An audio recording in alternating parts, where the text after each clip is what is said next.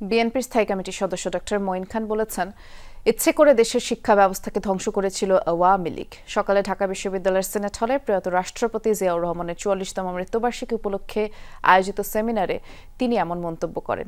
এই সেমিনারের আয়োজক ঢাকা বিশ্ববিদ্যালয় শিক্ষকদের সাদা দল। মঈন খান বলেন, বিগত সরকার জনগণের দল ছিল না, জনগণের প্রতি আস্থা না রেখে ক্ষমতা কুক্ষিগত করেছিল তারা। বিএনপির সিনিয়র যুগ্ম মহাসচিব রিজভী আহমেদ বলেন, আওয়ামী লীগ ক্ষমতা দখল করে রেখে দেশ জুড়ে দুর্নীতি করেছিল। আর সেমিনারে বক্তারা বিএনপির প্রতিষ্ঠাতার শিক্ষা দর্শন ও নানা কর্মসূচি তুলে ধরেন। বলেন, ৭২ থেকে ৭৫ পর্যন্ত বাংলাদেশের পররাষ্ট্র নীতি ছিল ভারত নির্ভর, আর জিয়াউর রহমান দেশের স্বার্থকে প্রাধান্য দিয়ে স্বাধীন পররাষ্ট্র নীতি করেছিলেন বলেও জানান বক্তারা। তার ছাত্রনেতাকে ধমক দিয়ে বলছে যে নির্দিষ্ট মেয়াদে নির্বাচন হবে, জনগণ যদি ভোট দেয় আমি হব।